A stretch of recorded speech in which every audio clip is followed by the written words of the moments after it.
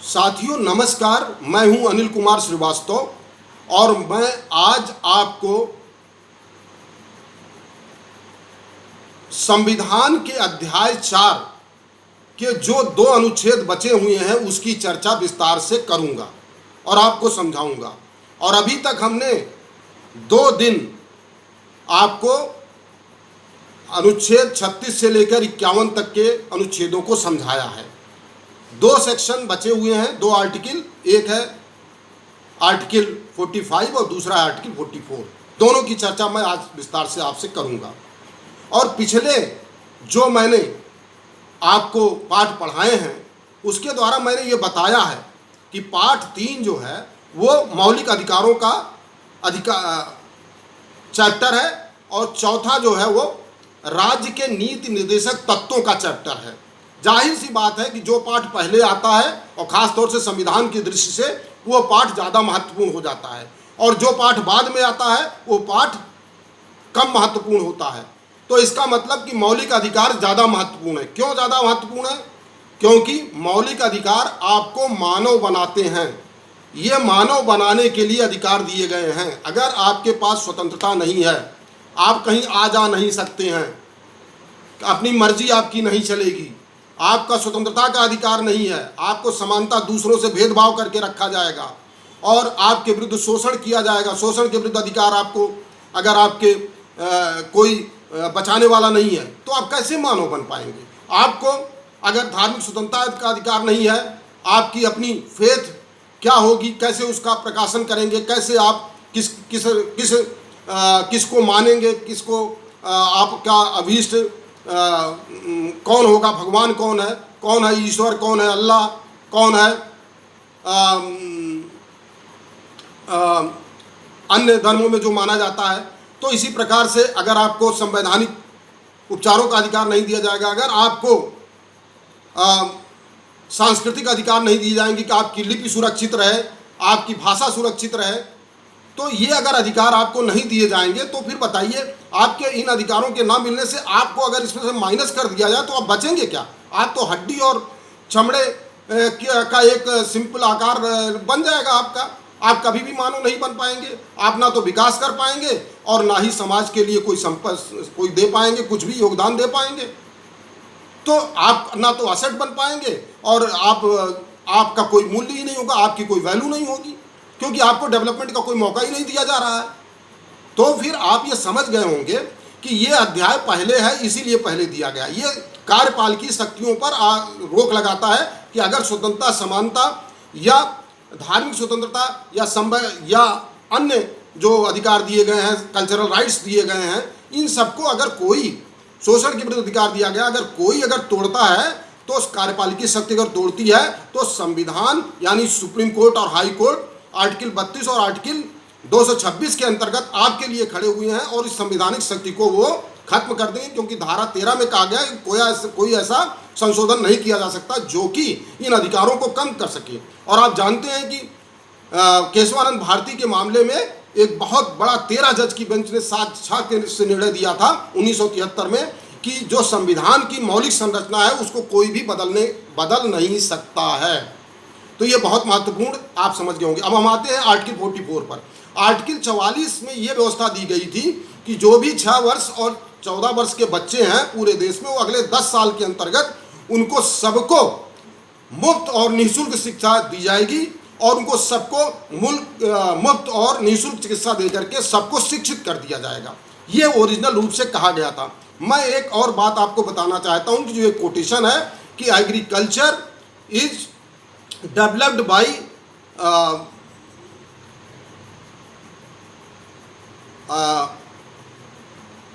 I'm missing that line, जो कृषि का विकास होता है और जो बच्चों का विकास होता है कैसे? शिक्षा के द्वारा विकास होता है। तो और खेती का कृषि से विकास होता है।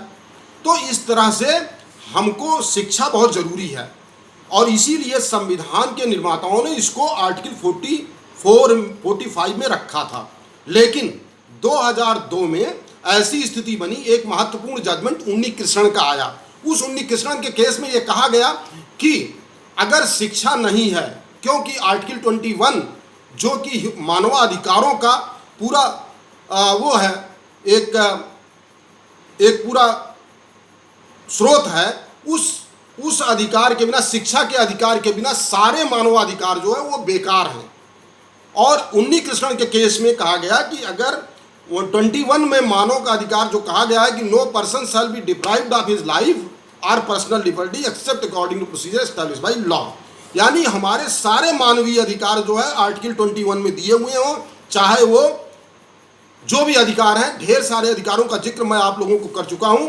और आप जानते हैं कि अभी एक नियम भी बनाया गया है जो कि 2017 के आधार पर बनाया गया था कि जो गोपनीयता है वो कायम रखनी चाहिए, जो प्रिविटी है वो भी एक आपका मौलिक अधिकार है। लेकिन 2002 में सरकार ने जब ये केस आया, जिसको हम उन्नीकृष्णन केस कहते हैं, तब सरकार को यह चिंता हुई कि कैसे इसको सुधारा जा सकता है, और आर्टिकल 45 को उन्होंने पूरी तरह से बदल दिया। और आर्टिकल 45 को बदल करके अब वहाँ पर यह रख दिया गया कि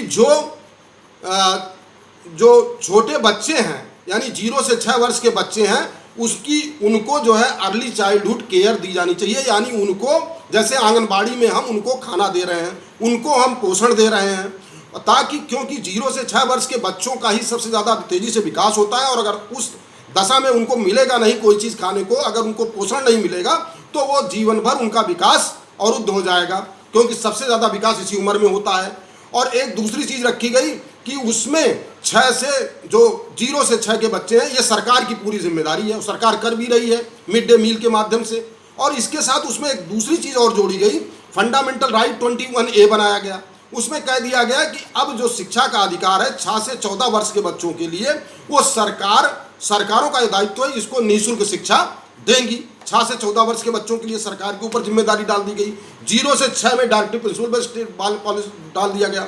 और इसके अलावा 1976 में हमारे 10 मौलिक कर्तव्य बने थे, लेकिन 11वां कर्तव्य बनाया गया कि हर गार्जियन का अपने कर्तव्य होगा कि अपने बच्चे या लड़के या लड़की को, जो भी 6 से 14 वर्ष की अवस्था में है, उनको वो शिक्षा के लिए स्कूल भेजेंगे।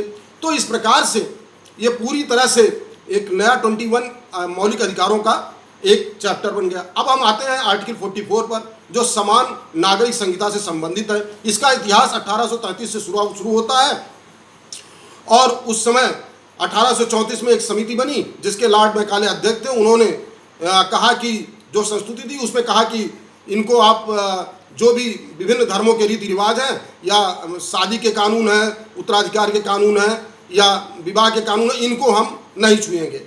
ये इसमें कोई वो नहीं किया जा सकता, क्योंकि उनको डर था कि उनका सब कुछ खत्म हो जाएगा अगर इससे पूरी जनता विद्रोह कर देगी, इसीलिए उन्होंने इसको नहीं छुआ।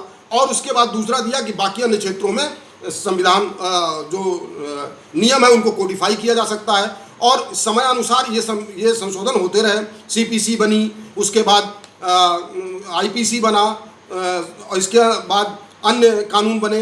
1869 में गोवा में जो है वो लागू हो गया, यूनिफॉर्म सिविल कोड लागू हो गया, क्योंकि 1867 में पुर्तगाल का वो क्षेत्र था, तो इसलिए वहाँ पे उसी समय लागू कर दिया गया।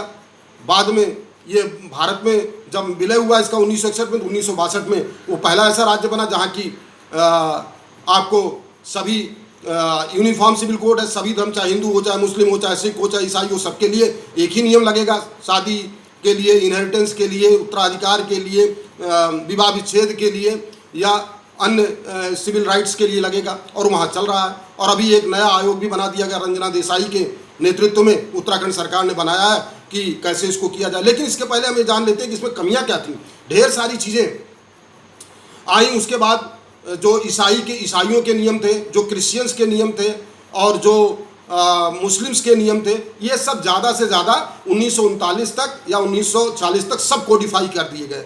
चाहे वो पारसियों के नियम, पारसियों के सिविल कोड हो, चाहे वो क्रिश्चियंस के क्रिश्चियन के कोड हो, ये सबको अधिनियमित कर दिया गया। लेकिन अब बचा हिंदू। अब हिंदू को इसको माइनस आप कर देंगे तो क्या होगा। उसके बाद फिर आज़ादी के समय 1944 में BN राव की अध्यक्षता में कमेटी गठित हुई, और उस कमेटी के बाद ये 4 साल तक हिंदू कोड बिल रखा रहा। हिंदू कोड बिल को स्टैंडिंग कमेटी को दिया गया, अस्थायी समिति पर डिस्कशन जारी रहा, और लगातार इस पर चर्चा हुई। तमाम मुस्लिम विद्वानों ने इसको कहा कि ये जो है इसको हम लागू नहीं कर सकते क्योंकि ये तो सीधा किसी की आस्था पर आक्रमण है।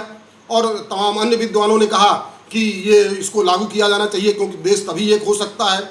डॉक्टर अंबेडकर ने इनको सबको खत्म कर दिया और कहा कि अब जो है ये मौलिक अधिकार न रह करके ये जो है राज्य के नीति निषेध तत्वों में हम डाल देते हैं, लेकिन ये सही समय आने पर हमारी आने वाली जो पीढ़ियाँ हैं उसको लागू करेंगी। और 1951 में हिंदू कोड बिल लाने की उन्होंने कोशिश भी की, लेकिन 47 से लेकर 51 तक इस पर विरोध जारी रहा। हमारे प्रथम राष्ट्रपति डॉक्टर भीमराव अंबेडकर ये चाहते थे कि सभी कम्युनिटीज़ का इसमें रिप्रेजेंटेशन हो जाए। 1952 में जनरल इलेक्शन हो जाए, उसके बाद इस पर नियम बनाया जाए। उसके बाद 1955 में हिंदू मैरिज एक्ट बनाया गया, 1956 में Hindu succession act, Hindu divorce act और हिंदू जो है एडॉप्शन एक्ट वगैरह बनाए गए। फिर उसके बाद ये समस्या आई। 1985 में एक बड़ा मामला आया जो कि इंदौर की एक महिला थी जिसका नाम साहबानो था। उसका हस्बैंड 65 वर्ष की अवस्था में उसको निकाल दिया और उसको जो भी उसकी आय जो है 60,000 रुपये प्रतिवर्ष थी। बहुत बड़ा वकील था, लेकिन वहाँ के इंदौर हाई कोर्ट ने ये फैसला दिया कि जो है इसको पर्सनल लॉ के अंदर केवल इद्दत की अवधि तक ही वो नहीं दिया जाएगा भत्ता, मेंटेनेंस भत्ता नहीं दिया जाएगा, बल्कि इसको क्रिमिनल प्रोसीजर कोड जो सभी भारतीयों पर लागू है 125(3) के तहत जो है दिया जाएगा और उसके अनुसार उन्होंने भत्ता तय कर दिया सेशंस कोर्ट इंदौर ने। उसके बाद हाई कोर्ट में पहुंचा मामला, हाई कोर्ट ने भी इसको सही माना। उसके बाद ये मामला चूंकि बहुत बड़े वकील थे और इसलिए वहां चले गए सुप्रीम कोर्ट में मामला पहुंचा और सुप्रीम कोर्ट में तत्कालीन चीफ जस्टिस वाई चंद्रचूड़ ने एक समिति एक कॉन्स्टिट्यूशनल बेंच गठित की और उसने 23 अप्रैल 1985 को एक महत्वपूर्ण निर्णय दिया। उन्होंने कहा कि सभी महिलाओं को जो है, चाहे मुस्लिम महिलाएं हों, उनको 125 जो है लागू होता है और उसके तहत उनको दिया जाएगा। और उन्होंने फिक्स कर दिया कि इतना रुपया आपको देना पड़ेगा जो है। और ये बहुत ही ऐतिहासिक निर्णय था। लेकिन इसके बाद 1986 में सरकार ने इस निर्णय को पलट दिया, एक दूसरा कानून लेकर के आई, मुस्लिम महिला संरक्षण अधिनियम 1986 पारित हो गया और इसके प्रभाव को समाप्त कर दिया गया। उसके बाद क्या हुआ कि आप जानते हैं कि 1995 में एक महत्वपूर्ण केस सरला मुद्गल का केस आया। सरला मुद्गल केस में कई केसेस थे। उसमें एक तो प्रशांत थे, एक जितेंद्र थे और एक जो है जीसी घोष थे। इन लोगों ने सब लोगों ने अपनी हिंदू से हिंदू धर्म के अनुसार शादी की थी, लेकिन बाद में अपने कोई 3 बच्चे को छोड़ करके, कोई अपना 1 बच्चे को छोड़ करके, चाहे वो जितेंद्र हो, चाहे प्रशांत हो, चाहे अन्य लोग हों, तो ये सब लोग छोड़ करके मुस्लिम धर्म अपना लिए। और मुस्लिम धर्म में चूंकि 4 पत्नियां रखी जा सकती हैं तो इसने दूसरी शादी कर ली। लेकिन बाद में अब समस्या क्या पैदा हुई और इसी के बाद आगे आने वाले 1997 में और सारी समस्याएं मुस्लिम महिलाओं के लिए भी पैदा हुई। और 1997 में बी.आर. कृष्णा अय्यर ने कहा कि सभी धर्मों के बेस्ट जो प्रैक्टिसेस हैं उनको मिला करके हमें एक ऐसा कानून बनाना चाहिए। और इसके बाद एक अन्य मामले में जो है नूह सभा के मामले में भी कोर्ट ने कहा कि जब तक मेजर कोई नहीं हो जाता तब तक 1986 जो महिला संरक्षण अधिनियम है होते हुए भी उनको आपको 125 में मेंटेनेंस देना पड़ेगा। और इसी के साथ अन्य केसेस में भी सुप्रीम कोर्ट ने लतीफ़ी केस में ये कहा कि आप जो है ये इसको आपको देना पड़ेगा। और इसमें ये भी है कि अगर उसके पास आपके जो भी लोग देने वाले हैं जो मेंटेनेंस देंगे, अगर उन सब नहीं दे पा रहे हैं तो सरकार को देना पड़ेगा, वक्फ बोर्ड से मिलेगा पैसा। तो ये सब हेल्ड किया। और उसके बाद 2009 में जो है उसका केस आया सबाना केस, तो उस केस में भी सुप्रीम कोर्ट ने राहत दी सभी महिलाओं को। और उसके बाद एक अन्य मामला आया जो उसको बाल भट्टम केस कहते हैं। इस केस में जो है ये मामला था कि महिलाओं को जो है अगर किसी पुरुष को कोई चीज़ देना है तो अपनी संपत्ति को दान देना है, तो उसमें महिला का नाम ही नहीं था, बाकी अन्य रिलेटिव्स का नाम था। तो उसने बाल भट्टम कोर्ट में गई, सुप्रीम कोर्ट में, उन्होंने कहा कि भाई अगर हमको ये नहीं दे रहे हैं तो ये तो 14 और 25 और 26 का संविधान का उल्लंघन है। और कोर्ट ने फिर इसमें माना और उन्होंने कहा कि इसके जो इंडियन सक्सेशन एक्ट की धारा 118 थी उसको उन्होंने वो घोषित कर दिया, रद्द कर दिया। और इस तरह से प्रज्ञा केस में सुप्रीम कोर्ट ने एक महिला जो कि प्रज्ञा वर्गीस थी, उनको भी इसी तरह की स्थिति का सामना करना पड़ा। वो कोर्ट में गई क्योंकि उनके साथ सम्मान नहीं हो रहा था, उनको डिजर्ट कर दिया था उनके हस्बैंड ने, तो वो बाद में उनके पति महोदय ने कहा कि इंडियन डाइवोर्स एक्ट जो हम लोगों के ऊपर लागू होता है उसमें उसकी धारा 10 कहती है कि जब तक आप एडल्ट्री नहीं सिद्ध कर देंगे तब तक आपको वो नहीं मिलेगा। क्या नहीं मिलेगा? डाइवोर्स नहीं मिलेगा। तो और जबकि महिला ये कह रही थी प्रगति वर्गीस कि हमारे साथ जो है सम्मानपूर्वक वो नहीं हो रहा, इसलिए हमको ये दिया जाना चाहिए। और कोर्ट ने इंडियन डाइवोर्स एक्ट की उस धारा को ख़त्म कर दिया और उन्होंने उसको मान लिया कि हाँ कि गरिमा के आधार पर दिया जा सकता है। इसी तरह से ये जो पहला मामला मुदगल का आया था उस केस में देखिए इसमें जो मामले आए उसमें सबसे ज़्यादा समस्याएं क्या आई? समस्याएं आई कि जो आपकी जो स्पाउस है, दूसरा महिला है, अब उसको बेचारी को क्या किया जाए, उसके जो बच्चे हैं उसका क्या हो, और उसके कैसे मेंटेन, उसके लिए घर, उसका खाना पीना, उसकी कपड़ा कैसे चले, बच्चों की शिक्षा कैसे हो। तो ये सब मामले आ गए थे और ये लोग अब कोई हिंदू से मुस्लिम में हो गया, कन्वर्ट कर लिया, कोई और तरीके से उनको ट्रिपल तलाक दे दिया। तो इस तरह से जो समस्याएं पैदा हो रही थी ये जटिल समस्याएं थी। और इसको सरला मुदगल के केस में सुप्रीम कोर्ट ने स्पष्ट रूप से कहा कि भाई हिंदू मैरिज जो है वो कभी डिसॉल्व नहीं होती है, वो तभी डिसॉल्व होगी जो हिंदू लॉ में लिखा हुआ है कि धारा 13 के अंतर्गत जो ग्राउंड्स हैं डाइवोर्स की डिग्री अगर पारित होगी तभी वो होगा, नहीं तो डिसॉल्व होने आपने धर्म बदल लिया तो आपका वो बदल जाएगा, क्योंकि हिंदू मैरिज कभी डिसॉल्व नहीं होती। लेकिन ये जो समस्याएं आई और इसी के बाद ट्रिपल तलाक से उपजी तमाम समस्याएं इसी तरह पैदा हुई जैसे हिंदू महिलाओं के साथ पैदा हो रही थी। और इसके बाद ये मामला सायरा बानो का आया जिसमें एक महत्वपूर्ण निर्णय दिया गया और उस निर्णय में कहा गया कि जो है अब अगर कोई भी मुस्लिम युवक जो है ट्रिपल तलाक करेगा वो असंवैधानिक है। और सरकार ने इसके आधार पर 2019 में एक नियम भी बना दिया तो कि अगर कोई इस तरह करता है, तलाक देता है तो उसको 3 साल की सज़ा से नवाजा। तो कुल मिला के निष्कर्ष ये है कि चाहे वो हिंदू हो चाहे मुस्लिम हो, सभी के लिए अगर सिविल कोड न होने के कारण उनके बच्चों के लिए, उनकी महिलाओं के लिए, सबके लिए समस्या हो रही है। और इसको देख करके इसलिए अपरिहार्य हो जाता है कि हम एक समान कानून बनाएं सबके लिए। और इसके साथ मैं ये ख़त्म करूँगा कि सभी मजहबों का मान रहे, लेकिन सबसे बड़ा मजहब संविधान रहे। तो इसी के साथ मैं समाप्त करता हूँ। Thank you very much.